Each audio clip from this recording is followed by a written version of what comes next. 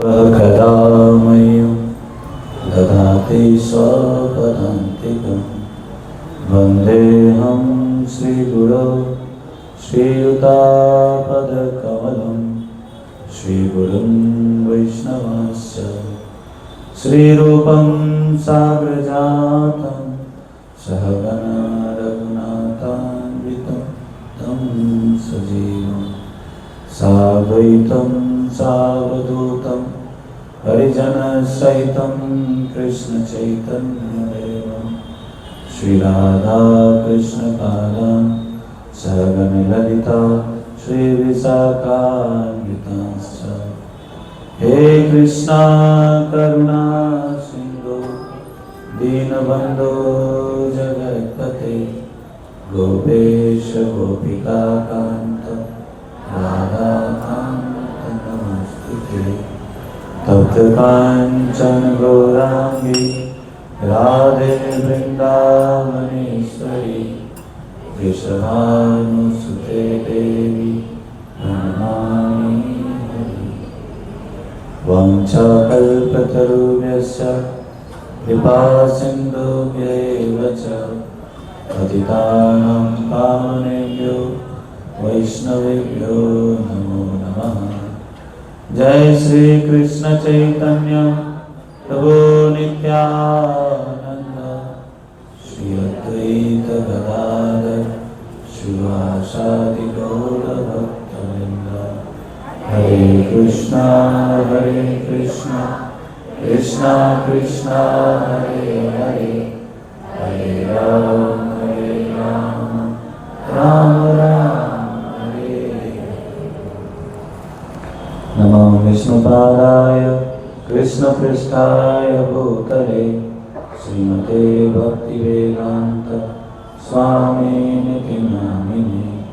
नमस्ते सरस्वती देवे गौरवाणी प्रचारिणे निर्विशेष शून्यवादी आश्चर्यदेशधारिणे नीलाचल निवासाय नित्याय परमात्मने बलभद्र सुभद्राभ्यां जगन्नाथाय ते नमः।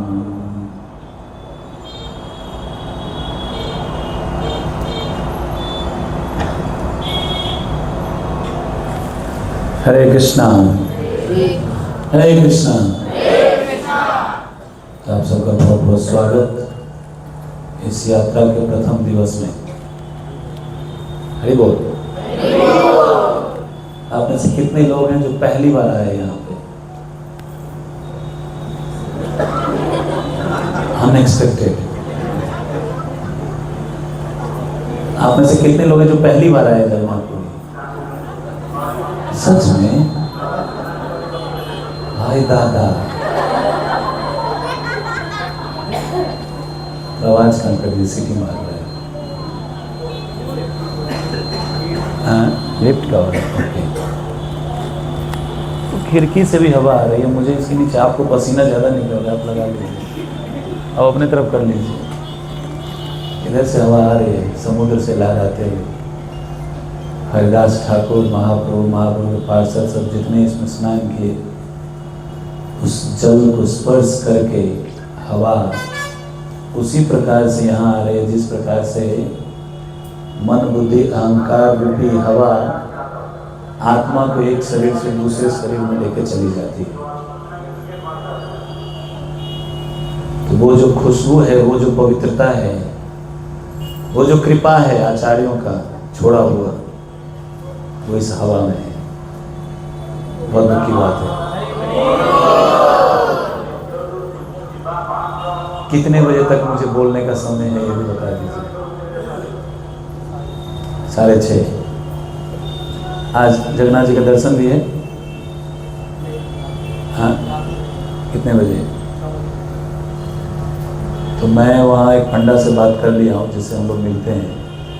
वो बोल रहे सबको पश्चिम द्वार से एंट्री करा दूंगा, आप लेके आ जाइएगा, कहीं इधर उधर जाने की जरूरत नहीं क्योंकि भीड़ भाड़ ज़्यादा है।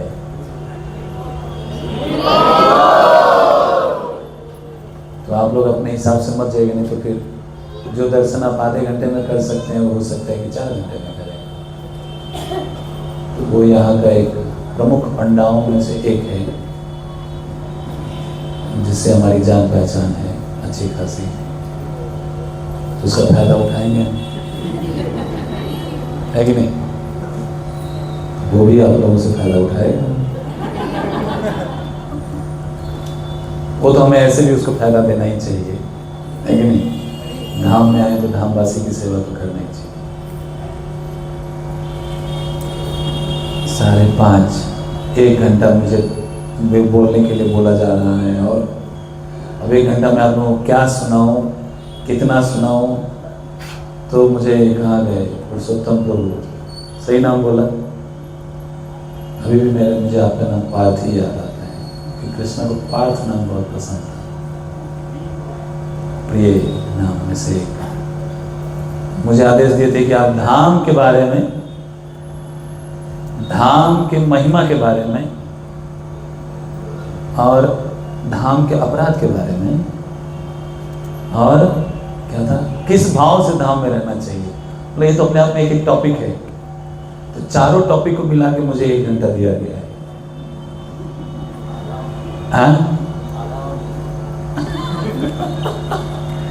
मनोहर प्रभु को श्रवण करने की बहुत उत्सुकता रहती है शुरू से ही, इसलिए आज मनोहर प्रभु कहाँ से कहाँ पहुँच गए। बहुत सुनते हैं, सुनने का ये फल है, श्रुति फल। जितना ज़्यादा हम भगवान के बारे में सुनते हैं, ना कि सिर्फ सुनते हैं, सुनने के बाद जीवन में यदि हम उसको उतारते हैं, उस पर चिंतन मनन करते हैं, तो फिर ऐसे एडवांस करते हैं। मनोहर का ग्राफ ऐसे जा रहा है, ऐसे क्योंकि मैं काफ़ी सालों से ये मुझे झेलते आ रहे हैं। जगन्नाथपुरी की हाँ, कोई बच्चा ही बोला जाए।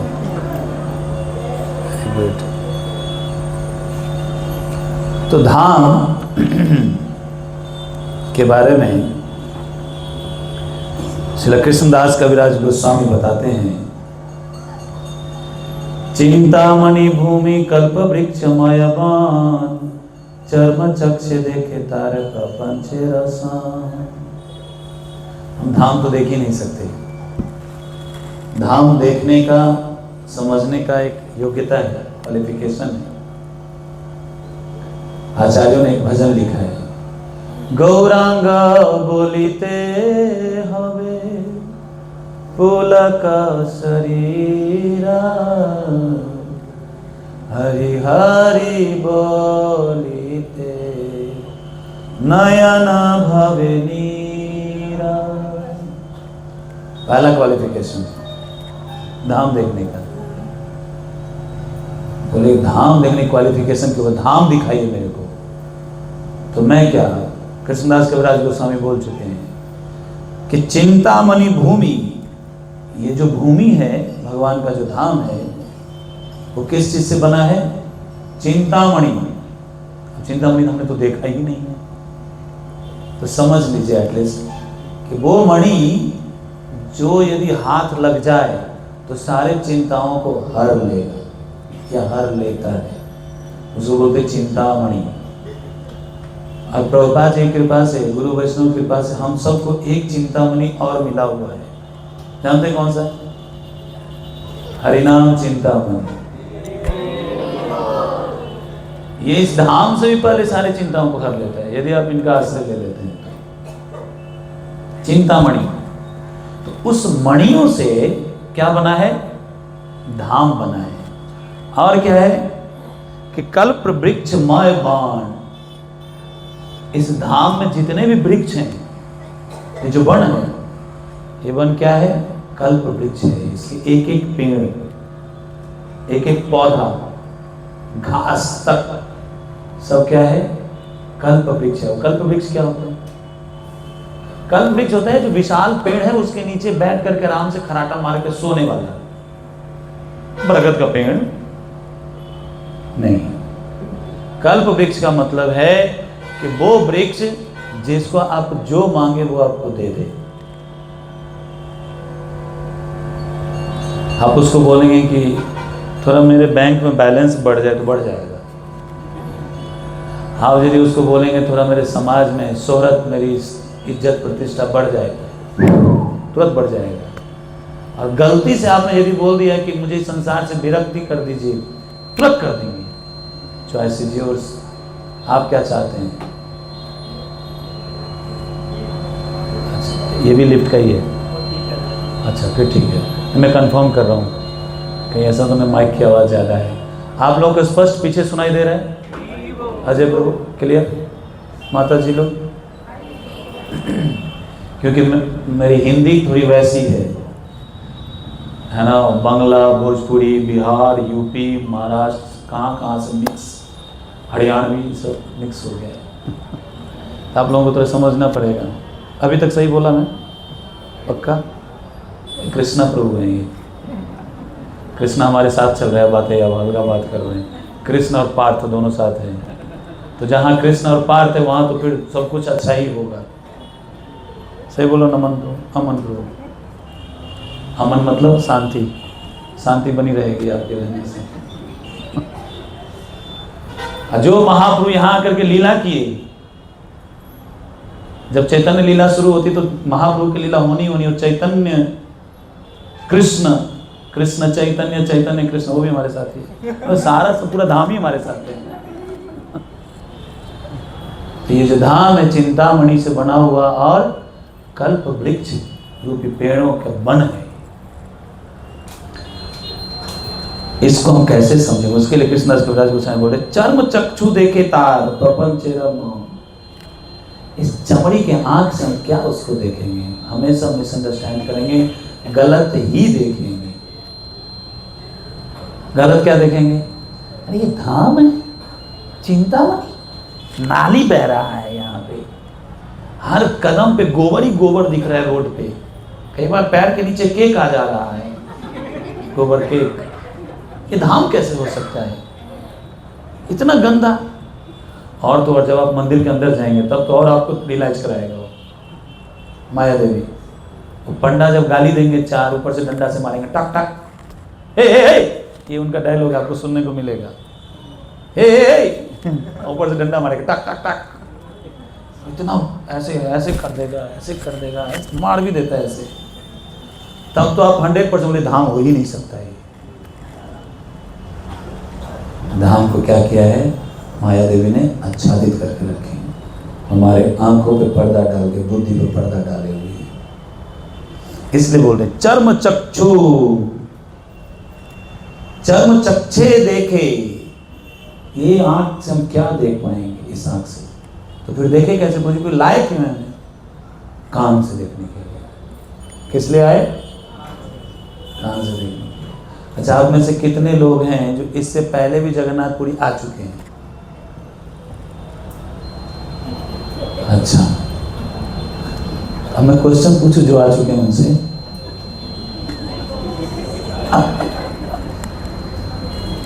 पूछना उचित नहीं होगा, टॉपिक चेंज हो जाएगा फिर। ऐसे भी मैं इस मामले में बहुत बदनाम हूँ। डायरेक्ट बोल देते हैं प्रभु जी। प्रभुपाद जी डायरेक्ट बोलना ही सिखाए हैं, इसलिए है ना। उज्जवल प्रभु कितनी बार आए आप? ये आपका 10वीं बार है, 5वीं बार, 3री बार? चलो अब तीनों गुणों से ऊपर हो जाएंगे इस बार। हालांकि बताते हैं कि इस धाम में आगे हम सुनेंगे कि इस धाम में जो आ गया, इस बॉर्डर लाइन को क्रॉस करके जैसे एक पहला कदम आपने डाला, सारे पाप सबसे मुक्त हो गए और चतुर्भुज रूप में देवताओं को दर्शन दे रहे हैं। ये हरि बोल आपके चतुर्भुज के लिए था या धाम में आने के लिए था? समझना पड़ेगा। खुशी है लेकिन किस बात के लिए? मैं चतुर्भुज में हूँ।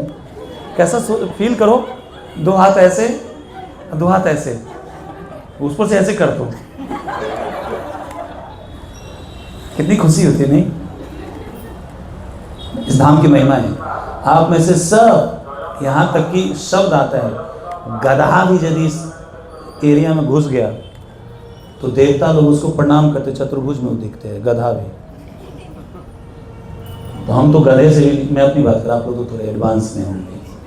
मतलब गधे से भी नीचा कौन होगा, सुअर। तो वैसी चेतना वाला हूँ, तो मुझे भी देवता देख रहे हो, 4 हाथ, तो दूसरा हाथ किधर है दिख नहीं रहे, खुजलाने में होता पीठ। एनीवे, तो धाम को देखने के लिए क्वालिफिकेशन है। क्या है क्वालिफिकेशन?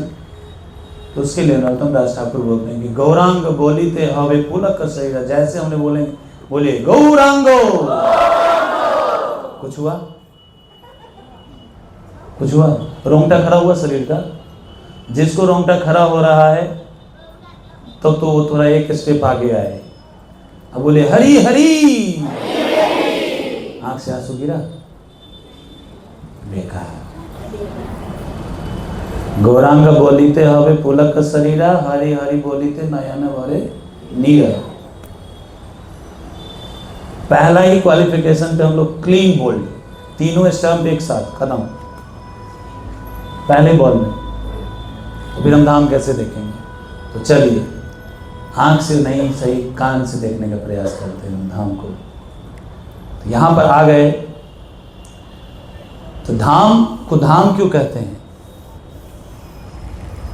धाम में ऐसा विशेषता क्या होती है, क्या विशेष होता है? तो भगवान खुद नारद जी को बोलते हैं कि नाहम तिष्ठामि वैकुंठे। नारद जी उनसे पूछे, प्रभु जी आप कहाँ रहते हैं? बक्सर में रहते हैं कि वेब सिटी में रहते हैं कि गाजियाबाद में रहते हैं, और कहाँ से हैं? उत्तराखंड से।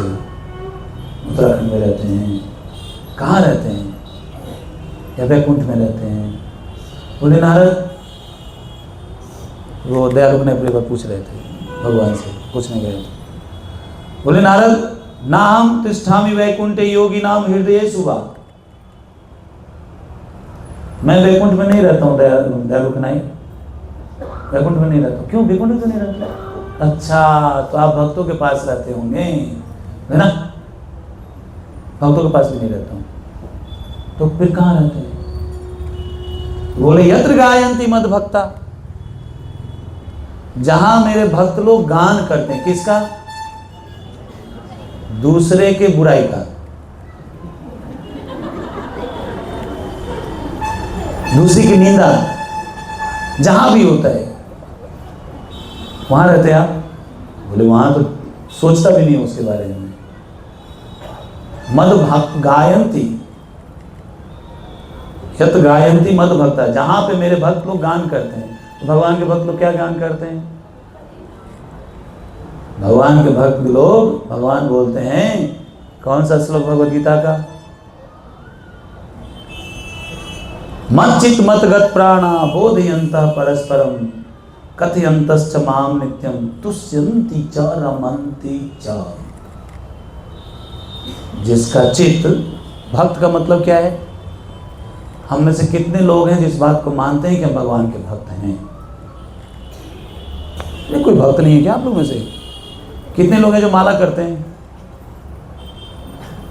ओके, कितने लोग हैं जो आधा माला करते हैं?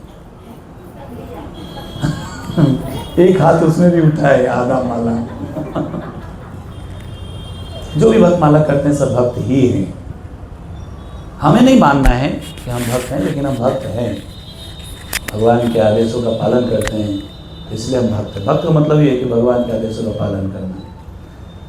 तो भक्त लोग क्या करते हैं? तो भक्त का मतलब है कि मत चित्त, जिसके चित्त, जिसकी मति, जिसका प्राण, सब कुछ कौन है? मैं हूँ। भगवान बोल रहे हैं, कृष्ण। अच्छा, तो करता क्या है फिर? दिन भर माला करता है या बकैती करता है? तो बोलते हैं वो करता क्या है? तो बोलते हैं कि कथयन्तश्च, हमेशा गान करता है, कथा करता है। किस चीज का? ग्रामीण वार्ता। आज गोविंदपुरम में ये हुआ, नहीं, कौन सा बिहार है? स्वर्ण बिहार। स्वर्ण बिहार में ये हुआ, वेब सिटी में ये हुआ, बक्सर के स्टेशन पे ये हो गया था आज।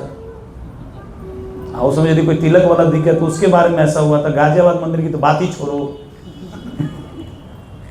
वहां तो इसके अलावा और कुछ है ही नहीं। ये सब बातें कथयन्तश्च, नहीं नहीं नहीं, मां। भगवान क्या बोल रहे हैं? मां, मेरी कथा करता है, मेरी कथा करता है। कौन करता है? भगवान के भक्त। यदि हम भक्त हैं तो हम क्या करते हैं, उस पर सोचना चाहिए, थोड़ा सा सोचना पड़ेगा। हम धाम में आए हैं, एटलीस्ट 7 तारीख की रिटर्न है, एटलीस्ट 7 तारीख तक इस फॉर्मूला को अपना लीजिए। मैं ब्लैंक पेपर पे साइन करके दे सकता हूँ, जो मैं जाते जाते बता के जाऊँगा, उस चीज़ों को अप्लाई कर लिया आपने 3 दिन तक, 4, 5, 6, 7 स्टेशन पे पहुँचने तक एटलीस्ट आपको ट्रेन में बैठने की हिम्मत नहीं होगा, मन होगा यहीं बस जाऊँ। जी करता है यहीं बस जाऊं, हिल मिल 14 बरस बिताऊं, राम बिन कठिन है एक घड़ी बितानी, राम भक्त ले चला रे, राम की निशानी निशानी। आप जगन्नाथ जी के बिना नहीं जा पाएंगे, फिर आप उनकी निशानी क्या लेके जाएंगे, क्या लेके जाएंगे? उनका सुंदर रूप दर्शन जो आप करेंगे, उनके धाम के अलग अलग स्थानों का जो आप दर्शन करेंगे, इन धाम की महिमा का जो श्रवण आप करेंगे, ये सारी निशानी लेकर के आप जा पाएंगे, वो भी मजबूरी में। ये फील होगा, लेकिन कब? जो बोला जा रहा है उसको अप्लाई करेंगे तब, नहीं तो वो सहजापन तरस आ जाएगा, मन नहीं कर रहा माता जी। तो वो माता जी भी देखेंगे, माता जी आप कर क्या रही थी 4 दिन, तो मैं भी बगल में देख ही रही थी। तो प्रभु जी बोले, हाँ भाई साहब, दिन भर तो आपको उधर ही था, बक्सर, गाजियाबाद, वेब सिटी, उत्तराखंड, यहाँ भाव दिखा रहे हो। तो माम, क्या माम? कथा करते हैं, उससे क्या मिलता है उसको? कब कब कथा करता है? सिर्फ पूरी में आने के बाद, शाम के प्रसाद के बाद, दोपहर के प्रसाद के बाद नहीं, नित्यम, हमेशा मेरी कथा करते हैं ये लोग। तो उससे क्या मिलता है जो हमेशा आपकी कथा करते हैं?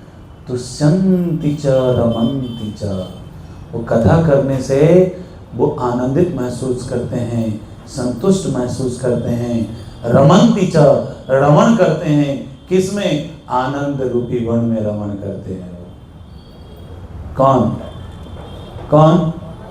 भगवान के भक्त। अब ऐसे कितने लोग हैं जो चाहते हैं 4 दिन रमण करना, स्पेशली आनंद में रमण करना, घूमना चाहते हैं, तो आपको यही करना पड़ेगा। कोई प्रजल्पा नहीं, किसी के बारे में चुगली, निंदा, खुसू फुसू कुछ नहीं। बात करना है जगन्नाथ जी के बारे में बात करिए।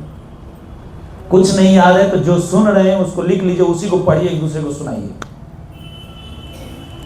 समझ रहे? तब आप धाम को देख पाएंगे, कान से भी। आंख से तो भूल ही जाओ, बुरा मत मानिएगा, डायरेक्ट थोड़ा बोल देता हूँ मैं।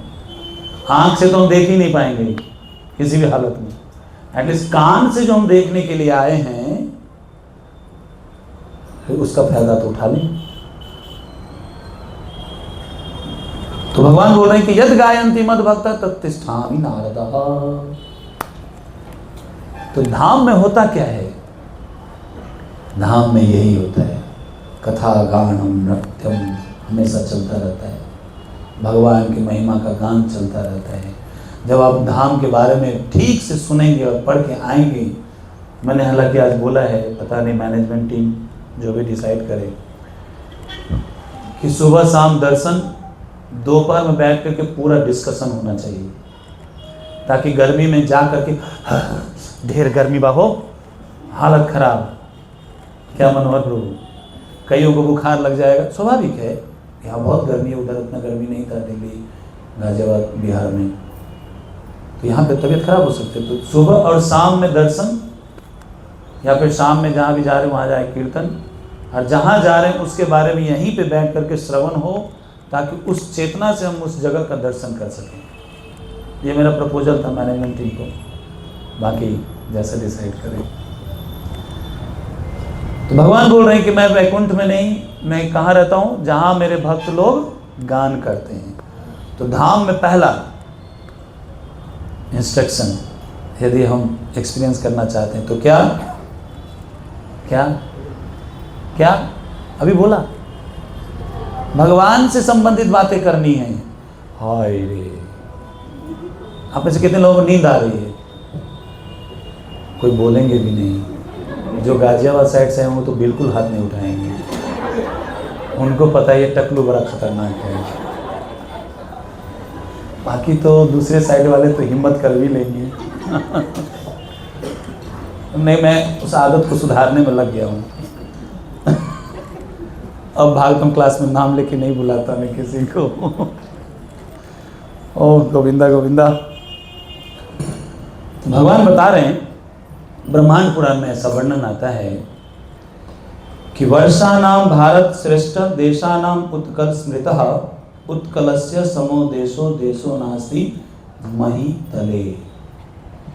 कि सारे वर्ष में, पूरे विश्व में भारतवर्ष एक महान देश है, भारत श्रेष्ठ। उस भारत देश में देशानाम उत्कल स्मृतः, उस भारत देश में एक उत्कल नाम का जगह है जिसको उड़ीसा बोलते हैं। उत्कल जगह है जो कि समो देशो देशो नास्ति मही तले, जो कि सभी देशों में, उड़ीसा प्रांत जो उत्कल है उस सभी देशों में सबसे उत्तम प्रदेश है। ऐसा कहाँ लिखा है? ब्रह्मांड पुराण में। क्यों ऐसा क्यों लिखा है, क्यों सबसे उत्तम है? तो उसके बारे में आगे बता रहे कि अस्ते यत्र स्वयं देवो, भगवान खुद वहां रहते हैं। अस्ते रहते हैं, यत्र वहां, कौन? स्वयं देवो, भगवान खुद रहते हैं। देव क्या करते हैं? मुक्तिदः पुरुषोत्तमा। कौन देव रहते हैं? बोले वो देव रहते हैं जो मुक्ति प्रदान करते हैं। वो पुरुषोत्तम भगवान श्री कृष्ण है। कहाँ रहते हैं? उत्कल, उत्कल प्रदेश में रहते हैं। धन्यास्ते विबुध प्राख्या ये वसंत्यो कुले नरा। जो लोग, धन्यास्ते विबुध प्रख्या, वो लोग धन्य हैं जो वहां पे निवास करते हैं।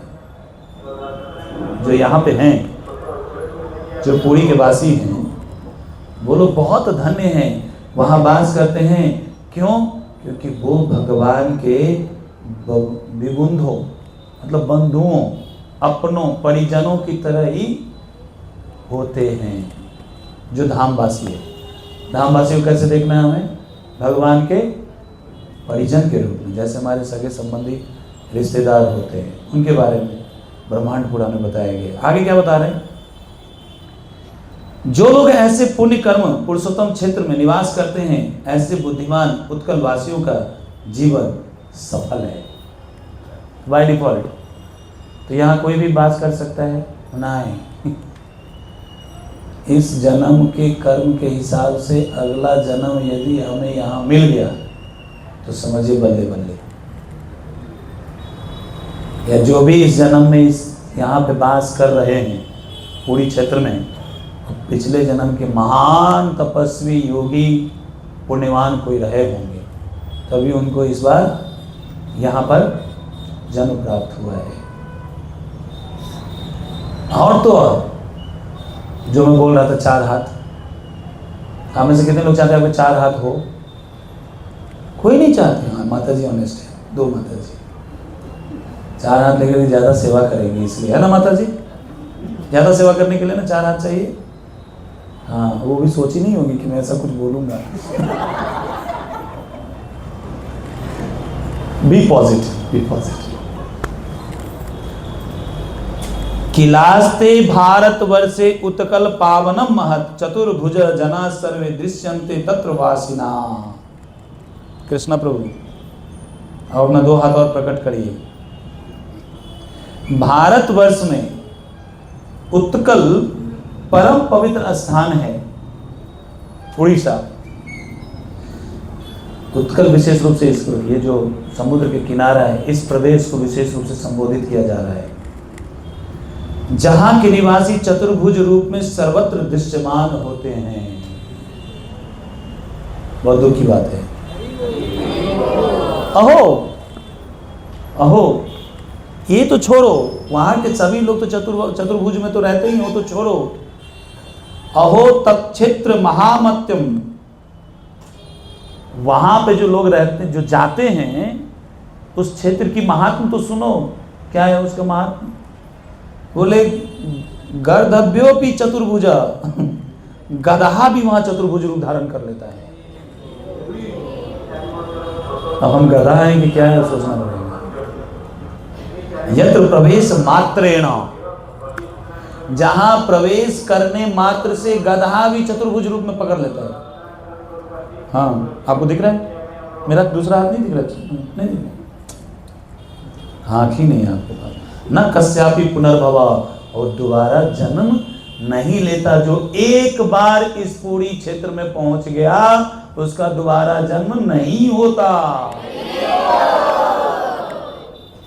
तो जाता कहाँ है?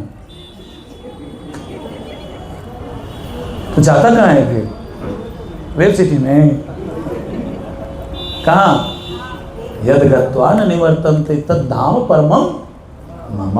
भगवान बोले, मैं नहीं बोल रहा हूँ, भगवान बोले मेरा वो धाम है जहाँ पे जीवात्मा तुरंत शिफ्ट हो जाता है इस शरीर से निकलने के बाद। तो बढ़िया है प्रभु जी, जीवन में पूरा 6-5 करो 11, और यहाँ आकर के 9 तो 11। मतलब समझ में आया कि 6-5 करो, यहाँ आके माफ हो गया, अब फिर यहाँ आकर के फिर तो 9 तो 11 भगवान के धाम चले जाएंगे। ये तो तब होगा जब यहाँ आने के बाद जो सुन रहे हैं, जो पढ़ रहे हैं, उसके अनुसार जीवन जीना पड़ेगा। कंडीशन अप्लाई है, फ्री फोकट में नहीं है। हाँ, परम भगवान कृष्ण गोलोक मथुरा द्वारका में जो समस्त लीलाएं करते हैं वे नीलाचल में रहकर उन्हीं लीलाओं को प्रकाशित करते हैं। तो जय गौ सही कृष्ण सही जगन्नाथ, जय जय जगन्नाथ सच्चिदानंदन, त्रिभुवन करे जान चरण बंदन। तो कृष्णा, जगन्नाथ और चैतन्य मतलब निमाय, चैतन्य महाप्रभु, जगन्नाथ जी और कृष्ण में कोई अंतर नहीं है। अलग अलग समय में अलग अलग रूप धारण करके अलग अलग प्रकार से लीला कर रहे। लीला वही है, कौन सी लीला है? जो मथुरा वृंदावन में कृष्ण रूप में किए थे, द्वापर में, वही कलयुग में कर रहे हैं। और स्पेशली जगन्नाथ जी कलयुग के भगवान हैं। बाद में महाप्रभु आकर के और उसको पॉलिश कर दिए। वर्णन आएगा कि क्यों भगवान यहाँ पे आए। 6 तो बज गया, अभी तो धाम ही शुरू नहीं हुआ है। अरे काम मर दे तो लोग मरना।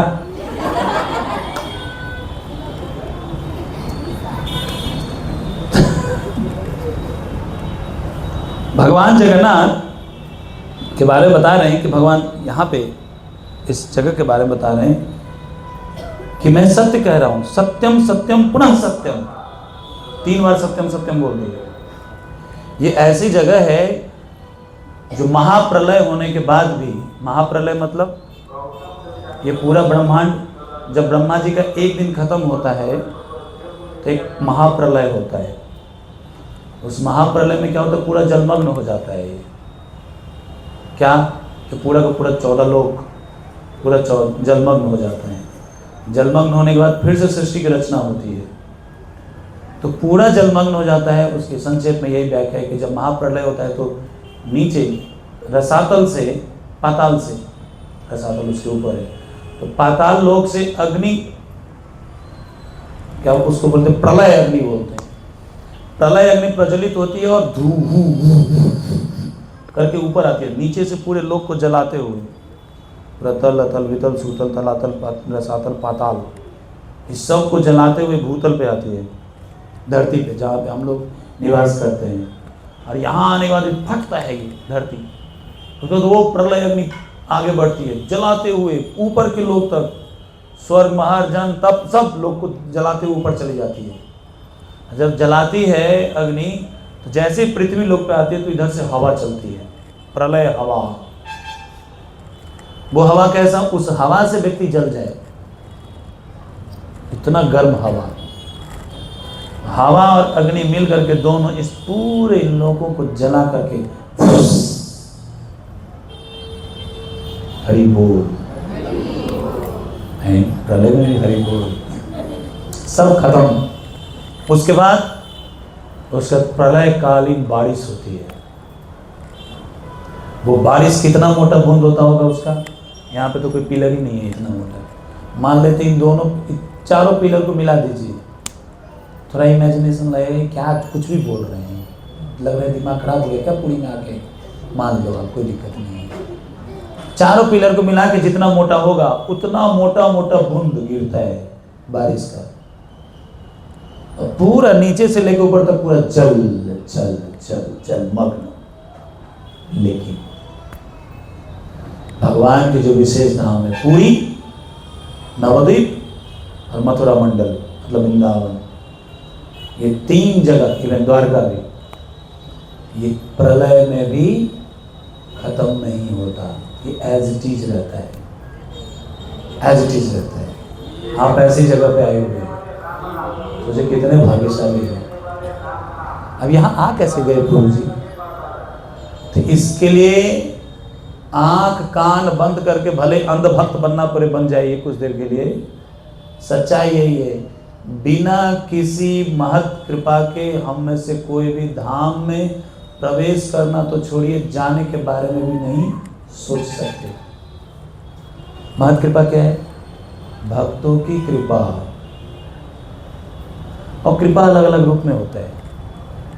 तो आज आप सब, हम सब, मैं भी, मेरे ऊपर कृपा हुई, तुष्ट गौर प्रभु यहाँ पे हैं, वो भी आए क्या? स्कैप में आए वो। तो क्या बोल रहा था मैं, मेरे पे भी कृपा हुई है दयालु कन्हैया प्रभु की। मैं तो टिकट कैंसिल करने ही वाला था एक सप्ताह पहले, फिर उन्होंने थोड़ा हाई कमान में सोर्स लगा करके, मनोहर प्रभु उधर से पुश कर रहे थे, इधर से दयालु कन्हैया प्रभु, दोनों मिल करके मुझे फंसा दिए।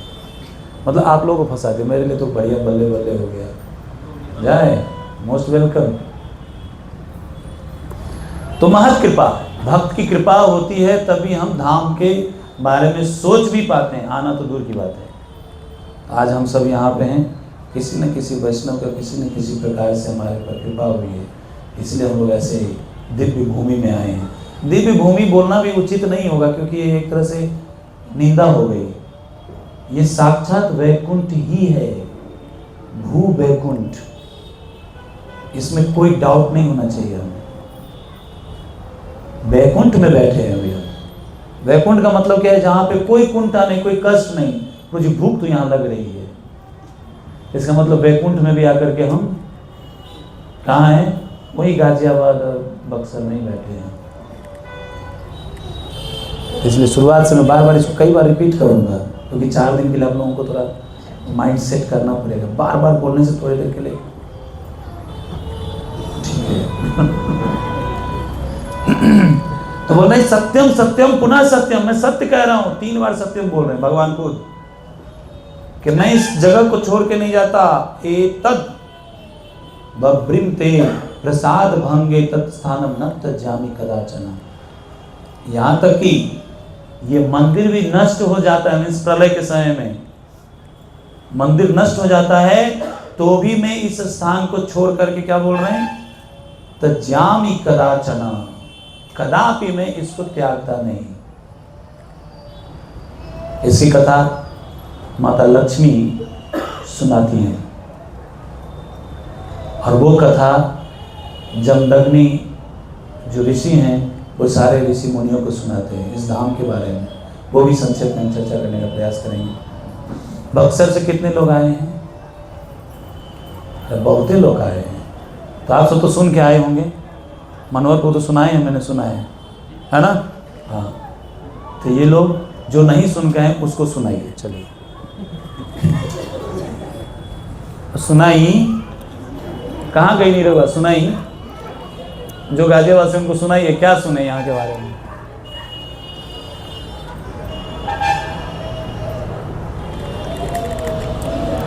अब कोई नहीं बोलेंगे मुझे कुछ पता है। दोबारा सुनिए फिर। और क्या बोल रहे हैं कि यहां श्री जगन्नाथ जी के विग्रह जीव के समस्त दुखों को दूर करके उसे अव्यय सुख प्रदान करते हैं, इसलिए वेदों में दारूमय ब्रह्म के रूप में यह प्रसिद्ध है। यहां पे जो भी व्यक्ति आ गया तो निश्चित रूप से उसके जीवन का जो भी कष्ट है जगन्नाथ जी तत्क्षण हर लेते हैं।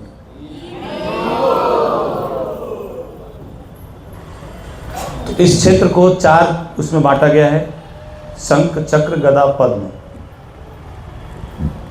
भगवान के 4 आयुध हैं, विशेष आयुध। कितने लोग जानते हैं इस बात को? सब जानते हैं।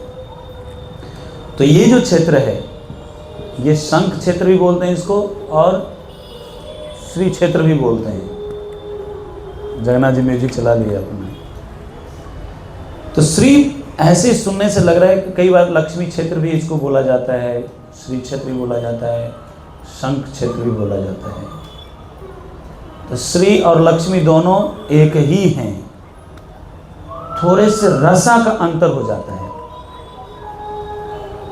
तो श्री क्षेत्र मतलब यहाँ पे जो ऐश्वर्य है भगवान का वो पूर्ण ऐश्वर्य है, और भगवान यहाँ पे जो मथुरा वृंदावन वाली जो लीला है उस भाव को प्रकट करते हैं, इसलिए श्री क्षेत्र भी कहा जाता है।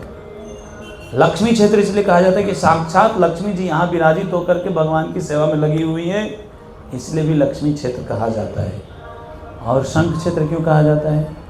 शंख क्षेत्र इसलिए कहा जाता है क्योंकि इस क्षेत्र का जो आकार है, आप गूगल पे यदि देखेंगे सैटेलाइट व्यू में, इसका व्यू कुछ शंख के शेप में है, ऐसे ही है। तो इसलिए इसका नाम शंख क्षेत्र भी कहा जाता है। इसको संक्षिप्त में बोलते हुए जाना, 6:30 बजे तक खत्म करना है। इस बार सीधा मंदिर जाना है, मैं आप लोग डिसाइड करिएगा। तो 2 मैनेजर के बीच में झगड़ा लगा रहा हूँ मैं। तो स्कंद पुराण में बहुत डिटेल से वर्णन है इसका, जिसके बारे में बताते हैं कि माता लक्ष्मी बताती हैं कि ये जो जगह है ये कैसे। आप में से कितने लोगों ने मार्कंडे ऋषि की कथा सुने हैं? मार्कंडे ऋषि जिनको लंबी आयु थी, प्राप्त थी, नहीं सुना। तो जैसे मैंने बताया कि ये प्रलय के समय में भी ये इसका खत्म नहीं होता ये भूमि। उसके बारे में माता लक्ष्मी एक कथा सुनाती हैं कि मार्कंडे ऋषि जिनकी आयु कितने साल की थी? 7 साल की। तो जब 7 साल होने लगा तो उनके पिता और माता दोनों बहुत दुखी थे। तो वो उन्होंने पूछा कि क्यों दुखी हैं आप? तो बोले बेटा आपकी आयु की अवधि इतनी है और आप हमें छोड़ के चले जाएंगे। तो बोले अच्छा, इसका कोई और उपाय? बोले उपाय तो भगवान शिव ही करेंगे जो करेंगे। नरसिंह पुराण में ऐसा वर्णन आता है कि मार्कंडेय ऋषि भगवान नरसिंह की उपासना की और वहां पर वो उनको दीर्घ आयु का वरदान प्राप्त हुआ। लेकिन शिव पुराण और अन्य जगहों पर ऐसा वर्णन आता है कि मार्कंडेय ऋषि भगवान शिव की आराधना किए, महामृत्युंजय मंत्र का जप किए। जब करते करते समय आया, यमराज का समय आ गया, वो अपने कारोबार संभालेंगे। तो यमदूत को भेजे, जैसे ही यमदूत को देखे तो मार्कंडेय ऋषि उस शिवलिंग को पकड़ लिए।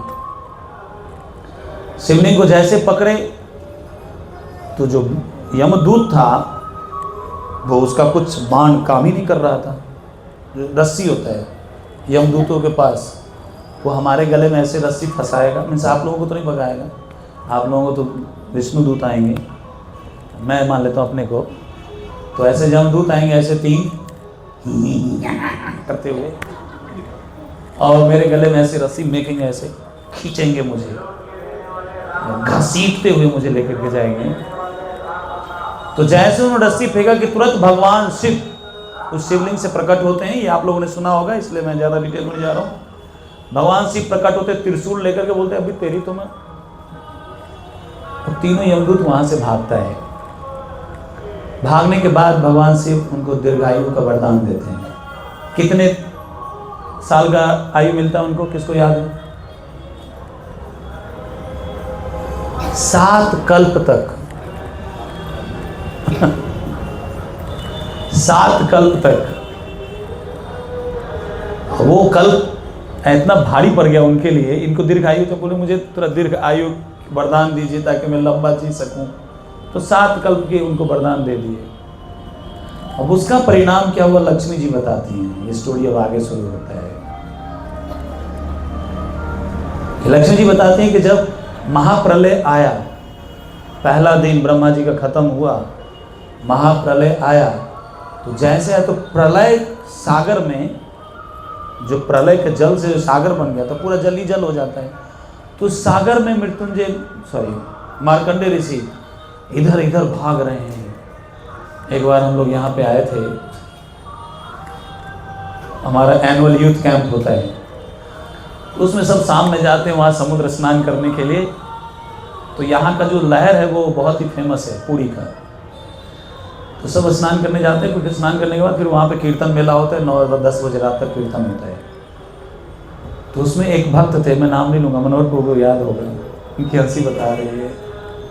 तो लहर ऐसा होता है कि ज़रा सा भी आप इम्बैलेंस हुए, यदि आपके जो बैलेंस बिगड़ा तो पानी आपको मारेगा धक्का, ऐसे लहर आपको आगे लेके जाएगा। तो आपको लगेगा ऊपर आ गया, मैं बच गया, नहीं। वो जब लहर पीछे जाती है उसको खींच के फिर लेके नीचे जाती है, अब फिर फेंकती है ऊपर, फिर खींच के ऐसे चुक्कू चुक्कू चुक्कू चुक्कू। वो एक तरह से मौत को क्या बोलते छूने का एक्सपीरियंस होता है, बहुत खतरनाक। एक भक्त हमारे पूरे बैलेंस खो गए। एक का और हुआ था, 2 का हुआ था, तो उसको 2 ही बार में संयोग से उसमें भी भगवान थे बनाए थे। तो भक्त एक बार गए तो मुझे लगा वो तैरना आता होगा इसलिए ऐसे कर रहा है, पानी मारा लहर पीछे एकदम किनारे, और फिर जैसे एक बार हुआ, 2 बार हुआ, उस भक्त को अस्थमा का प्रॉब्लम भी है। तो मैंने ऐसे क्यों कर रहे हैं भाई? वो मौत होती है, सांस आ नहीं पाती उसमें, पानी पर खुद भर जाता है ऐसे ही। मैं जब तीसरी बार जब उसको खींचने तो मुझे ये तो गया काम से। अब उसको पकड़ा, मैं पकड़ा तो मुझे भी पानी खींच रहा, लेकिन मैं खड़ा था। तो क्योंकि अब पकड़ने का तो रेत में पैर फंसा के कैसे, मनोहर को आपको याद है, मैं सही बोल रहा हूँ। वो पकड़ के मैं खींचने का प्रयास किया तो मुझे भी 2 बार हिलाया पानी, लेकिन फाइनली घसीट उनके ऊपर लाए, पूरा छिल गया सब, पूरा अंग प्रत्यंग सब छिल चला गया। कि सोने का रेत है, सोना जैसा, बिहार में बोलते हैं इसको सोना बालू। ठीक कहानी है ना का जी, सोना बालू कहल जाला ना, का बोला ना जोर से। हाँ, तो उसी प्रकार से मार्कंडेय मुनि उस प्रलय के सागर में हालत खराब हो रही थी, मर भी नहीं पा रहे थे, क्योंकि 7 कल्प तक उनको आयु वरदान था, वरदान के रूप में मिला था। परेशान हो गए, होते होते होते उसी में भगवान से प्रार्थना करे, हे प्रभु क्या नर्क हो गया जीवन, ये आयु नहीं, ये वरदान नहीं, ये श्राप हो गया मेरे लिए, मर भी नहीं पा रहे। तो होते होते लहराते लहराते जब यहाँ पे आए, आप जब जाएंगे भगवान के दर्शन करने के लिए, तो उसमें एक बट वृक्ष है। वो बट वृक्ष बताते हैं कि सतयुग से ही है, प्राचीन है, वो कल्प वृक्ष है, वो अमर है वो पेड़। इसमें बहुत डिटेल में है, समय कम है, इसलिए मैं संक्षेप में आप लोगों को एक आइडिया दे रहा हूँ। उस पेड़ के पास आए तो उन्होंने देखा कि एक पीपल का पत्ता, पीपल का पेड़ है, पीपल के पत्ते पर एक छोटा बच्चा सोया हुआ है और अपने पैर का अंगूठा मुंह में लिया हुआ है। फोटो देखे होंगे आप लोग। तो देख के बड़ा आश्चर्य लगा, ये कौन है? कि प्रलय सागर में ये एक पेड़ इकलौता बचा हुआ है, और इसके डाली पर एक पत्ते पर एक छोटा सा बच्चा और बढ़िया अंगूठा मुंह में डाल के चूसते हुए मुस्कुरा रहा। मार्कंडेय मुनि देखे, मन में डाउट आ गया, ये कौन है? जैसे डाउट आए तो भगवान कृष्ण उनको पता चल गया कि अच्छा बेटा तुमको डाउट हो रहा है, समझ में आया? सांस खींच ली, जैसे सांस खींचे तो मार्कंडेय मुनि पेट में सीधा सुप्त से। एक बार दुर्वासा मुनि को भी ऐसे ही किए थे। कृष्ण लीला में जब वृंदावन में पहुंचे तो कृष्ण ऐसे ही गोबर में लिपटे हुए थे, धूल मिट्टी में खेल रहे थे घुटने के बल। दुर्वासा मुनि आए, बोले ये प्रभु हैं क्या? कई बार हम लोग थोड़ा ऐसे ही देख लेते हैं ना, अपने से वरिष्ठ वैष्णवों को भी कुछ ऐसे एक्टिविटी देखे कहाँ गए हैं। दुर्वासा मुनि ऐसे देख लिए, भगवान ने ये पर ब्रह्म हो नहीं सकता। जैसे ही बात बोले तो भगवान ऐसे पेट में डूब से चले गए। जो एक्सपीरियंस अभी मार्कंडेय ऋषि करने जा रहे हैं अभी कथा में, सेम एक्सपीरियंस दुर्वासा मुनि उधर किए थे। मार्कंडेय मुनि पेट में जैसे गए तो उसमें तो पूरा 14 लोक उनको दिख रहा है, सत्य लोक से लेकर के पाताल तक पूरा 14 फ्लोर का ये बिल्डिंग, उसमें ऊपर नीचे कर रहे हैं, हाय रे कहाँ आ गया मैं। और उसमें वो देख रहे हैं कि एक प्रलय की नदी है, उस नदी में वो बच्चा ऐसे सोया हुआ है, और बच्चा के पास जैसे गए तो जैसे अभी पेट के अंदर के वैसे वो पेट में ले लिया उनको, लेकर के फेंक दिया। पेट में ही मार्कंडेय मुनि प्रलय के सागर में गोता लगा रहे हैं, हुबुडुबु हो रहे हैं। होते होते जब उसमें उनको लगा कि अब मेरा प्राण निकल जाए, तो इधर जो पेड़ पे लेटे हुए तो भगवान फिर से बाहर निकाल दिए। बोले आलिज वेल बच गया मैं। सांस लिए, फिर भगवान बोलते हैं, अभय भगवान अदृश्य हो जाते हैं। फिर जैसे ही ये चीज होता है, इधर समय की अवधि समाप्त हो जाती है ब्रह्मा जी का महाप्रलय का, फिर ये धीरे धीरे पानी का सतह नीचे जाने लगता है, जमीन वगैरह सब सृष्टि की रचना होने लगती है। रचना होने के बाद फिर यहाँ पर मार्कंडेय ऋषि तपस्या करते हैं। आप जाएंगे तो देखेंगे बगल में मार्कंडेय ऋषि का वो है, तपोभूमि का मंदिर है, बगल में शिव जी भी हैं। बहुत सारे अंदर की तो बहुत डिटेल व्याख्या कभी किया जा सकता है यदि बोलेंगे तो। मार्कंडेय ऋषि वहाँ पे भगवान शिव आते हैं, शिव पार्वती दोनों आते हैं और उनसे वरदान मांगते हैं शिव जी से। भगवान शिव कहते हैं बताओ आपको क्या चाहिए। बोलते प्रभु आप यदि मेरी तपस्या से प्रसन्न हैं तो आप मुझे भगवान जगन्नाथ की जो अहित की भक्ति है वो मुझे प्रदान करें। शिव जी उनको तथास्तु करके वहाँ से चल देते हैं। इतना ही नहीं, ये तो एक कथा है कि ये वो भूमि है जो महाप्रलय में भी खत्म नहीं होता। एक बार जब ब्रह्मा जी इन सारी बातों को सुने कि उत्कल में एक ऐसी जगह है जहाँ पे भगवान विराजित हैं, साक्षात विराजित हैं कृपा करने के लिए, तो ब्रह्मा जी, यमराज जी, नारद जी सब आए दर्शन करने के लिए। तो ये जो क्षेत्र है इसको बोलते हैं नीलाद्रि, नीलाचल पहाड़ है ये। हम तो रोड पे घूम रहे हैं, लेकिन समुद्र के किनारे विशाल पहाड़ है स्वर्ण कलर का, जिसके नीचे सोने कलर का बालू है, रेत, समुद्री रेत। उस पे आए दर्शन करने, नीलाचल पर्वत पर आए ब्रह्मा जी आए। तो उस समय में भगवान ऐसे भी ब्रह्मा जी के 100 साल में से 50 साल भगवान नील माधव के रूप में प्रकट होते हैं इस पृथ्वी पे, फिर अगला 50 साल भगवान जगन्नाथ के रूप में प्रकट होते हैं। नील माधव की कथा बहुत ही विशेष है, खैर उस पर कभी नहीं जाएंगे, वो तो बाद में होना है। हाँ मैं कथा के बोल रहा हूँ, मंदिर नहीं बोल रहा हूँ। ये लोग डर रहे हैं कहीं मंदिर के लिए बोल रहे हैं हम फंस जाएंगे। मंदिर बहुत दूर है, 300 किलोमीटर करीबन दूर है, और यहाँ पे 33 डिग्री टेम्परेचर है, तो निश्चित रूप से वहाँ पे 38-39 होगा। प्रचंड गर्मी होता है वहाँ पे। दास को 2-3 बार जाने को मौका मिला है। कुछ लोग मेरे से बार बार पूछे कितनी बार आए आप पुरी में, ये बताइए। मैं बोला दूसरी बार आया हूँ। तो गलती से मैं तो 3 बार तो उसी के बारे में बोल दिया। तो ब्रह्मा जी, नारद, यमराज से सब आए। यहाँ पर अभी आप जाएंगे मंदिर में तो वो तो कुंड अभी बंद कर दिया गया है, वो SS के वो चदरा डाल करके उसको पैक कर दिया गया है, जिसको बोलते हैं रोहिणी कुंड। रोहिणी कुंड वो कुंड है जो प्रलय का जो जल है, जो पृथ्वी से जो निकलता है, वो स्रोत है रोहिणी कुंड, वहीं से प्रलय का जल, प्रलय जल वो प्रकट होता है। तो ब्रह्मा आदि सारे देवतागण वहाँ पे पहुँचे यहाँ दर्शन करने के लिए भगवान नील माधव के। अभी नील माधव का दर्शन किए भी नहीं थे, तो इतने में देखे कि एक कौआ आया और अचानक से कुंड में गिर गया। और जैसे वो कुंड में गिरा तुरंत तो चतुर्भुज रूप पकड़ करके तुभ्यं नमामि ओ शांतकारं, तुभ्यं नमामि ओ लक्ष्मीकांतम गाते हुए चल दिया। Tata bye bye. ये लोग यहीं देखते रह गए।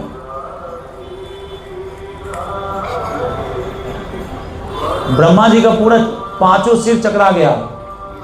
बोलेंगे हमने तो 4 सुना था, 5वां कहाँ से आ गया? पहले 5 था। वो कैसे गया उसके भी कथा में सुना ही दूंगा। इसको बंद कर देते हैं, नहीं तो मैं थोड़ा ज़्यादा बोल दूंगा। तो इसके आवाज़ से आप लोग डिस्टर्ब तो नहीं हो रहे? मेरी आवाज़ सही आ रही है? पीछे वाली माता जी, सबसे चश्मा वाली माता जी,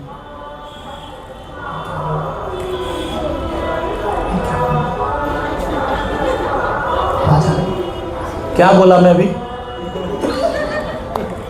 आवाज आ रही है। तो ब्रह्मा जी देख करके एकदम चकरा गए, ये क्या था? और उनसे ज्यादा तो यमराज जी परेशान हो गए। बोले भाई साहब मेरे रोजी रोटी का क्या होगा? बोले क्या मतलब? अरे कौवा गिरा सीधा निकल लिया चतुर्भुज। मैंने जो इतना किताब लिख के रखा है सबके कर्मों का फल, मेरा staff Chitragupta head of the department, वो पूरा अलमीरा सबका भरा जा रहा है, रूम भरा जा रहा है, ये सीधा क्यों? मैं तो गया नौकरी खतरे में। तो लक्ष्मी जी वहां पे विराजमान थी। ब्रह्मा जी अपनी चिंता व्यक्त करते हैं माता लक्ष्मी से कि मैया आप बताइए कि इसका क्या रहस्य है, ये क्या है? तब वो कथा पे कथा सुनाती, जिसमें से एक कथा में मार्कंडेय ऋषि की कथा सुनाया आपको। बताते हैं कि ये रोहिणी कुंड इतना पवित्र कुंड है कि इसके जल के स्पर्श मात्र से व्यक्ति जन्म मृत्यु के चक्र से बाहर निकल जाता है। तो पहले आज से करीबन 2019 तक वो कुंड का जल का छीटा मिल जाता था सबको, जो भी जाते थे उसको लेकर कैसे पंडा लोग उसमें 10-5 रुपये कोई अपना चढ़ाता था, चढ़ा हुआ। अब वो बंद हो गया है पूरा कंप्लीट। 2019 तक तो था, मतलब मैं 2019 में जो आया था उसके बाद अभी आया हूँ, दूसरी बार ही आया हूँ। इससे पहले बाद में नहीं, बीच में नहीं आया। ठीक है मनोहर तू तब झूठ बोला था, नहीं कहा मर्दे। तो बोले ये रोहिणी कुंड के जल के स्पर्श मात्र से कोई जन्म मृत्यु के चक्र से बाहर निकल जाए, ये कोई ऑर्डिनरी कुंड नहीं है, कोई रोहिणी कुंड यहाँ पे है। अब आता है कि ब्रह्मा जी के 5 सिर जो मैंने बोला वो किस बेसिस पे बोला? अब में से कितने लोगों को पता है कि ब्रह्मा जी को 5 सिर है या था? हाँ, एक गया। कौन लेके गया? शिव जी लेकर गए। क्यों ले गए? बक्सर वाले सब जवाब दे रहे, धारा था। Very good, good training. हाँ बोली अहंकार का कारण था। हाँ हैं? क्या? काम वासना था। ये सब वैलिड नहीं है।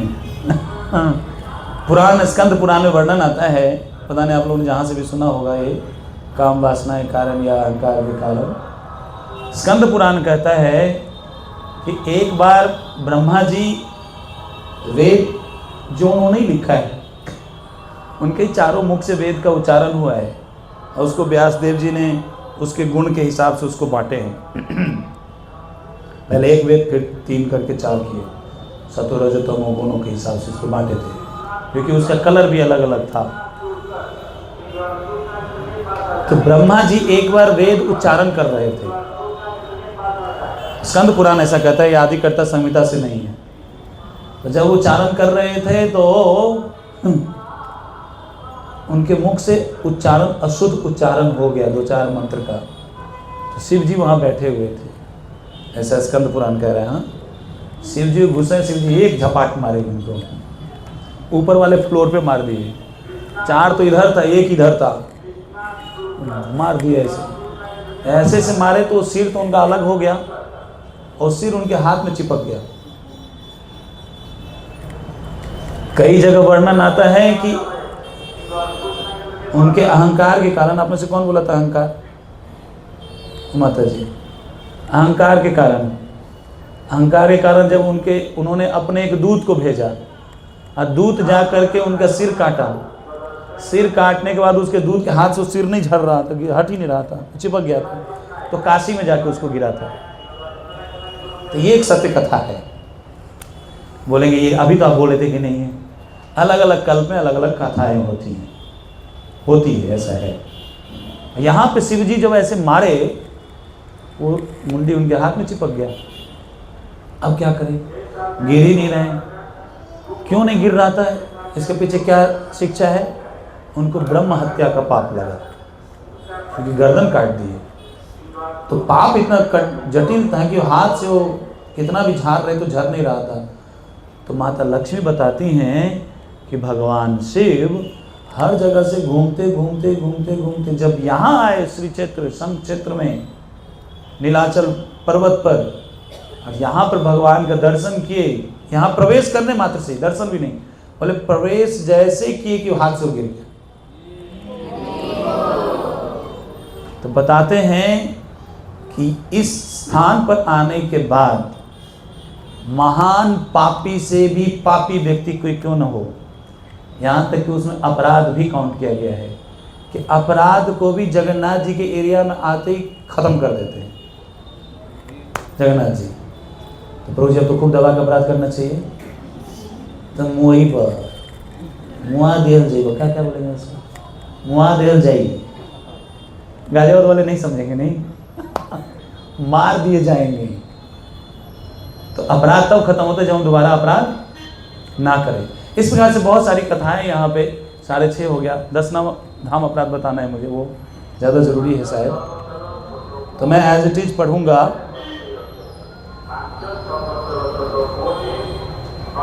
आप लोग तैयार हैं धाम अपराध से बचने के लिए?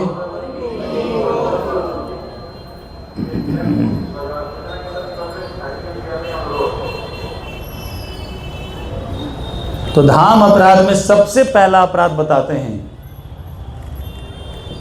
कि जो धाम के बारे में हमें बताए या जो लेके आए, जो भी समझिए, उनका अनादर करना धाम अपराध है। धाम में आने के बाद जो धाम के बारे में बता रहे हैं उनका अनादर करना या उनके निंदा चुगली करना, क्योंकि मैनेजमेंट जो डिवोटी कर रहे हैं, किसी को मच्छर काटेगा, किसी को कोई तकलीफ होगी, किसी को कुछ तकलीफ होगी, थोड़ा बहुत तो होगी, होना तय है। तो उसमें गुस्सा है, हाँ बुला कर लेके आओगे, ठीक से किया नहीं कर रहा है, बहुत सारी चीजें होगी, पूरा पता नहीं वो एक चीज को लेकर के पिछले साल का कई 5-10 साल का निकल के आएगा, ये व्यक्ति ऐसे ही है। तो ये पहला जघन्य अपराध। धाम में आने का मतलब है, श्री रूप गोस्वामी बताते हैं और हमारे आचार्य भी, बाकी आचार्य बताते हैं, कम खाना कम सोना, जितना मिनिमम फैसिलिटी में हम रह सकें। क्यों? ताकि ज़्यादा से ज़्यादा भगवान के नाम गुण रूप लीला का श्रवण कीर्तन स्मरण कर सकें। ज़्यादा खाएंगे ज़्यादा सोएंगे, ज़्यादा फैसिलिटी में रहेंगे सोएंगे, प्रजल्प करेंगे, इन सब चीज़ों में रुचि नहीं आएगी। इसलिए बोलते हैं कि कम खाओ, कम सो, कम फैसिलिटी में रहो, तपस्या का जीवन होना चाहिए। तो पहला अपराध कि जो धाम के बारे में बता रहे हैं, जिसको गुरु शब्द से संबोधित किया गया है, तो जो लेके आए या बता रहे या समझा रहे, आपको इतना फैसिलिटी दे रहे हैं, उनकी निंदा मत करिएगा, अनादर मत करिएगा। दूसरा अपराध, लास्ट में पूछूंगा मैं 10 अपराध क्या क्या था, जो 10 का 10 बता देंगे उनके लिए स्पेशल प्रसाद होगा आनंद बाजार से, बिना चीटिंग किए। अभी पूछूंगा। दूसरा अपराध, यह सोचना कि धाम अस्थाई है, ये भी खत्म हो जाता है। मीन्स उसको भौतिक दृष्टि से ही नापना तौलना, जो कि शुरुआत में ही मैंने बोला था कि यहाँ के चींटी भी जो है वो हमसे कोटि वो कंपेयर करना भी उचित नहीं होगा। वो वैकुंठवासी है और हम क्या हैं, हम लोग नरकवासी हैं। एक्सेप्ट कर लेना चाहिए, कोई बहुत बढ़िया जगह पे हम नहीं रह रहे हैं। इनफैक्ट हम धाम में भी आके, वैकुंठ में भी आके बढ़िया जगह पे नहीं रहे। क्यों?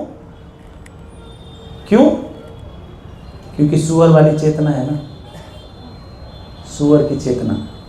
तो ये चेतना जहाँ भी है उसको हम गंदगी फैलाएंगे वहाँ पे। तो धाम को अस्थाई समझना, धाम वासियों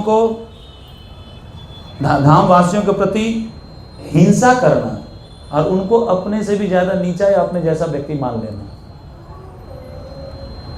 पहला क्या था? सब समझ में आ गया मुझे, एक साथ झाप झाप झाप झाप झाप झाप। आप नहीं। दूसरा क्या था? तीसरा?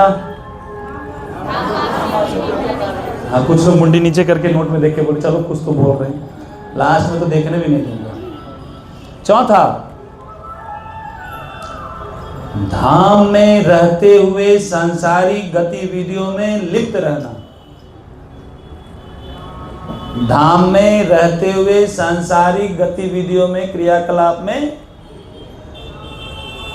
कितना नंबर अपराध? 5वां, देवता पूजन और हरिनाम का व्यवसाय करके धन कमाना। यहां भी बिजनेस शुरू। अब प्रभु जी आपके बुक सबके लिए कुछ लाना है क्या? हाँ, इतना कुछ लेगा, ठीक है, इतने पैसे का है, अच्छा तो इतने प्रॉफिट हो सकता है इतने बेच के। ऐसा मत करिएगा, बिजनेस बुद्धि यहाँ नहीं। यहाँ से नो बिजनेस, यहाँ एक ही बिजनेस, हरि नाम ज़्यादा से ज़्यादा करिए और कराइए। कितना नंबर हो गया? छठा, यह सोचना कि धाम किसी एक प्रांत में, जैसे ये उत्कल में, उड़ीसा में है, या किसी सांसारिक देश या प्रांत का हिस्सा है। ठीक है, ये लोग बोल रहे हैं, शास्त्रों को कोट करके बोल रहे हैं, श्लोक भी उच्चारण कर दिए, मुझे नहीं लगता तो ये सांसारिक देश के किसी प्रांत का हिस्सा है, या फिर यहाँ के जो पवित्र स्थान है वो भी हमारे उधर जैसा है देवी देवता का मंदिर, उसी के बराबर है। और इसके मापदंड ज़्यादा करना, जैसे मान लीजिए इस धाम के बारे में, इस पुरी के संघ क्षेत्र के बारे में बताइए कि 5 कोस में है ये, सिर्फ संघ क्षेत्र जगन्नाथपुरी 5 कोस में, जैसे ब्रज 84 कोस में, तो ये 5 कोस में है। तो हम जाकर के इंची टेप से लगे नाप तोल करने। अरे वो तो बोले थे कि वो बॉर्डर है, ये बॉर्डर है, तो इतने में तो इतना ही होना चाहिए था, तो इतना कैसे? तो ये सब नाप तोल करना, यह सांसारिक स्थानों से इसकी बराबरी करना। कितना नंबर हो गया? 7वां, धाम में रहते हुए पाप कार्य करना। अभी धाम में आप लोग हैं, कितने लोगों के पास स्मार्टफोन है? बहुत लोग अब डर के मारे नहीं उठाएंगे। मत उठाइए, स्मार्टफोन में अभी रील मत देखिएगा, रील देखना पाप है। बोले ये तो नहीं बोलना था ना आपको, हमारा टाइम पास कैसे होगा? तो जो आपने सुना है उसको चर्चा करिए आपस में। जो मैंने बताया उस एक एक लीला को लेकर के तो 2 घंटा बोला जाता है, उसमें इतनी सारी शिक्षाएं हैं, लेकिन समय नहीं है। तो धाम में आकर के पाप कार्य करना, या किसी को चाय पीने की आदत होगी, जाके चुपके से गए चाय मार दिए। कई बार तो धाम में तो बीड़ी वाले भी बाबा आ जाते हैं, पकड़ा जाते हैं। अरे क्या भैया धाम में, तो धाम में कोई पाप कार्य नहीं करना चाहिए। बाकी पाप कार्य का विश्लेषण आप सब जानते हैं। वृंदावन, नवद्वीप, पुरी, इन सब को अलग अलग मापना या समझना। कोई भी धाम है, द्वारका, वृंदावन, नवद्वीप, पुरी, इनको होना चाहिए इससे ऊंचा, ये इससे थोड़ा कम, ये उससे ज़्यादा, ये उससे कम। अलग अलग देखना भी एक अपराध है। कितना नंबर हो गया?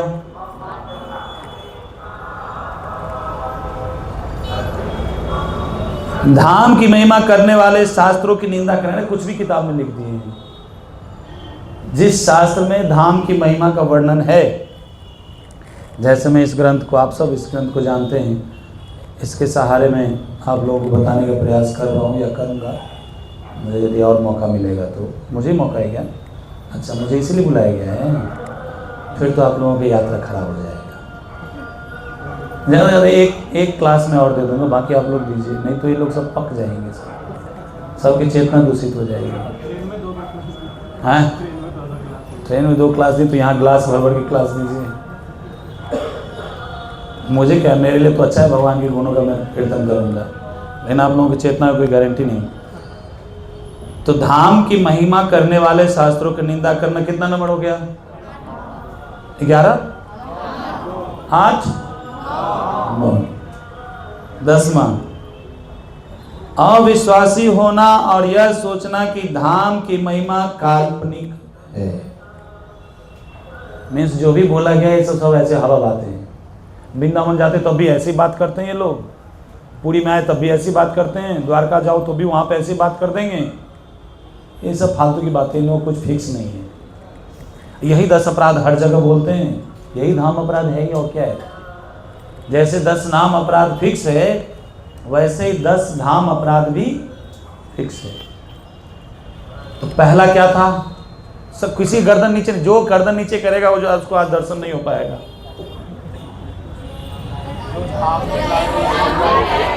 इसको देख के बोलिए, इसको देख के, किसी गर्दन नीचे नहीं होना चाहिए, इसको देख के बात, मेरे को मत देखिएगा, इसको देख। 7वां नंबर क्या था? तीसरा नंबर, कुछ लोग इसी आवाज में अपना टाइम निकाल रहे हैं। अच्छा, 8वां नंबर क्या था? बाद में पकड़ूंगा। नोटबुक किसने खोल के रखा है? मोबाइल। व्यास आसन क्यों ऊंचा होता है पता है आपको? चीटिंग पकड़ने के लिए, इसलिए ऊंचा रहता है। तो आप लोग इस 10 अपराध को बहुत सावधानी से लीजिएगा। लास्ट में प्रैक्टिकल एप्लीकेशन के रूप में मैं 3-4 चीज़ें बताता हूँ। आप लोग धाम में आए हैं, कंक्लूजन के रूप में जो भी डिस्कस किया हमने, जितना ज़्यादा हो सके फ़ोन से दूर रहिए, प्रजल्प से दूर रहिए। प्रजल्प जानते हैं? सब जानते होंगे। जो भी बेकार की बातें हैं, जो बातें कृष्ण से संबंधित नहीं है, या फिर जो बातें सांसारिक बातें हैं, या भक्त के बारे में भी है, भक्त के निंदा कर रहे हैं आप, उसकी बुराई देख रहे हैं, इन सब बातों से, कार्यों से दूर रहिए। प्रयास करिए, ज़्यादा से ज़्यादा नाम जप करिए हरे कृष्ण महामंत्र का। आप में से सबके पास मुझे उम्मीद है कि माला होगी। माला पे खूब नाम जप करिए, खूब नाम जप करिए, और एक ही प्रार्थना करिए कि भगवान आप अपनी भक्ति, अपनी सेवा मुझे दीजिए। कुछ और मत मांगिएगा, कि आप अपनी प्रेममयी सेवा दीजिए। तीसरा जो बहुत ही इंपॉर्टेंट पॉइंट है, यहाँ के धाम के महिमा के बारे में बता रहे हैं। यहाँ पे यदि कुत्ता भी भगवान का महाप्रसाद खा रहा है तो इतना पवित्र है कि उसके मुंह से आप निकाल करके आप खा लीजिए, आपको भगवत प्राप्ति हो जाएगी। लेकिन यदि आपने उसको आपको जगन्नाथ जी का दर्शन नहीं होगा। मैं आपको एक बहुत प्रैक्टिकल एग्जांपल देता हूँ। मेरे फैमिली में ही हुआ था, 2003 की बात है। मेरे एक अंकल आंटी आए थे दर्शन करने के लिए। तो यहाँ पे जब विस्तार से कौन कुकिंग करते हैं, कौन से जाति के हैं, कैसा उनका कार्य, ये सब आप सुनेंगे तो आपके मन में थोड़ा सा भौतिक दोष पनप जाएगा। तो ये सब सुना हुआ था उन्होंने, तो बोले अरे ये जाति के लोग यहाँ कुकिंग करते हैं, हम लोग ब्राह्मण फैमिली वाले कैसे इसके यहाँ खाएंगे। अंकल जी उनको बोले, आंटी को ऐसा मत सोचो, जगन्नाथ जी हैं, ऐसा नहीं सोचना चाहिए। आज भी हमारे उधर शायद होता होगा, जब तक मैं घर पे था, मतलब कनेक्टेड था, तब तक तो पता था, लोग पुरी से जाने के बाद घर में सत्यनारायण भगवान की पूजा करते थे शुद्धिकरण के लिए। कर्मकांडी है ना वो लोग, महाअपराधी है ये लोग। मैं खुद मिथिला से फिर भी बोल रहा हूँ, जो है वो तो बोलना चाहिए। अंकल जी मना के फिर भी आंटी बोले नहीं। पंडा प्रसाद लेकर के आया, सब दादी आई थी और अंकल जी दोनों खाए। आंटी बोली मैं नहीं खाऊंगी, मैं बाहर खाऊंगी। बाहर किसी होटल से अपना खा ली। शाम में गए दर्शन करने के लिए, सबको बढ़िया दर्शन हो रहा है, मेरी आंटी जी को दर्शन नहीं हो रहा था। आंटी बोले किनका दर्शन? साहब तो व्हाइट धुआं सा दिख रहा है, कुछ तो दिख ही नहीं रहा है, आप लोग किनके दर्शन कर रहे हैं? तो अंकल जी बोले वो तो नहीं जगन्नाथ जी, थोड़ा सा इधर होके देखो तो बलदेव जी। आपको पुरी में जब दर्शन करने जाएंगे मंदिर में, तो एक ही बार में तीनों का दर्शन नहीं होगा। जब आप जाएंगे तो आप बुद्धिमान बनिए, जिधर भीड़ जा रहा है पहले उधर चले जाइए, तो ऐसे आपको जगन्नाथ जी दिख जाएंगे। फिर भीड़ मारेगा धक्का, ऐसे आ जाइए सुभद्रा जी दिखेंगे। फिर इधर बलराम जी हो जाएंगे, फिर भीड़ मारेगा गेट तरफ, तो ऐसे जगन्नाथ जी को देखते हुए बाहर निकल जाइए। ये टेक्निक है, बता दिया पहले ही। और यदि आप लोग साथ में चलेंगे तो डेफिनेटली आप सबको ठीक से दर्शन हो जाएगा। तो क्या बोल रहा था, तो आंटी देख नहीं पा रही थी। पंडा भी बोल रहा है माँ देखो देखो दर्शन दर्शन, अब माँ को कुछ दिख ही नहीं रहा। अंकल जी बोले तुमको दिख नहीं रहा? नहीं दिख रहे, कुछ नहीं है, पूरा व्हाइट दीवार दिख रहा है मुझे। दादी भी सब दर्शन करो, उनको नहीं हो रहा था। क्यों नहीं हो रहा था? प्रसाद का अनादर कर दे रही, इसके हाथ का नहीं खाऊंगी। बड़ी पंडिताइन बनी थी। बाद में उनको पंडा तुरंत बोल दिया, गरुड़ जी के गरुड़ स्तंभ है अंदर में, स्तंभ के सामने वाला अंकल जी को बोल रहे हैं, बाबा प्रसाद का अनादर की थी, यहाँ पे भेद बुद्धि है, मतलब जाति बुद्धि, नीचा ऊंचा देखना, मान अपमान, उसी का असर है। बोले कैसे जाएगा? अब तो वो करना पड़ेगा जो सोच भी नहीं सकती हैं। बोले क्या करना? बोले कुत्ते के मुंह से इसको प्रसाद लेके खाना पड़ेगा, तब जगन्नाथ जी दर्शन देंगे। पंडा अपने फॉर्म में आ गया। सत्य कथा बता रहा हूँ, ये अपना कोई कहानी नहीं बना रहा हूँ। मेरे घर पे कॉल करके पूछ लीजिए मेरी माँ से, वो बाकी को पता नहीं होगा, शायद मेरे छोटे भाई को पता होगा, पापा तो है ही नहीं जो उनसे आप पूछेंगे। तो आंटी रोने लगी, खूब रोई, बोले मुझे दर्शन करना, मेरे से गलती हुई। खुद गई, सिंह द्वार पे काला कुत्ता एक बैठा हुआ था, प्रसाद खाया था, चावल मुंह में लगा हुआ था, उसके मूँछों पे लगा हुआ था चावल। अब यदि उस कुत्ते को ऐसे प्रेम से निकालने जाएंगे तो कुत्ता आपको भौंकेगा नहीं, लेकिन ज़रूरत नहीं है, इस स्थिति में आने की ज़रूरत नहीं है। यहाँ पे ये अपने दोष बुद्धि को फेंक दो, जो कुदृष्टि है अंदर में, हर चीज में कमी देखना, हर किसी में देखना, उसको बाहर फेंक दीजिए। एटलीस्ट पूरी स्टेशन पे ही छोड़ के आ जाइए आप लोग, मानसिक रूप से त्याग दीजिए अभी एटलीस्ट, जब तक 4 दिन हैं। आंटी गई, उस कुत्ते के मुंह से चावल ली, मुंह से, पंडा वहाँ खड़ा था, अंकल दादी सब खड़े थे, खाई, रोई, प्रणाम की, आई रूम में, फिर नहाई धोई गई, सामने जगन्नाथ जी का दर्शन हो गया। ये है जगन्नाथ। ऐसे तो इस किताब में सैकड़ों पास टाइम है, दास को भी कुछ याद है अलग से, वो सारे पास टाइम से आप पूरा साबित होता है, मंदिर के अंदर की एक्टिविटी से आप महसूस कर पाएंगे साक्षात परम ब्रह्म जगन्नाथ जी यहाँ बैठे हुए हैं, साक्षात बैठे हुए हैं। लेकिन ये आप तब एक्सपीरियंस करेंगे जब इन अपराधों से बचेंगे, दोष दृष्टि से दूर रहेंगे, ज़्यादा से ज़्यादा नाम जप करिए, येन केन प्रकारेण मने निवेश कृष्ण रखिए, कैसे भी तैसे करके मन में कृष्ण को रखिए, तब देखिए आपको इस पूरी यात्रा का पूरी फल मिलेगा, यदि आप चाहते हैं तो। हरे कृष्णा। इसी भाव से रहना चाहिए। जो आपने दिया था ऑब्जेक्टिव क्लियर हुआ, मैं मीट कर पाया। अब 1 घंटे में क्या करवाओगे मेरे से भाई? ठीक है, किसी कुछ पूछना है क्या?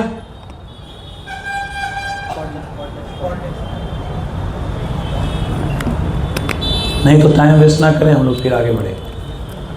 श्री जगन्नाथ स्वामी की, बलभद्र सुभद्रा सुदर्शन जी महाराज की, जगन्नाथपुरी यात्रा महोत्सव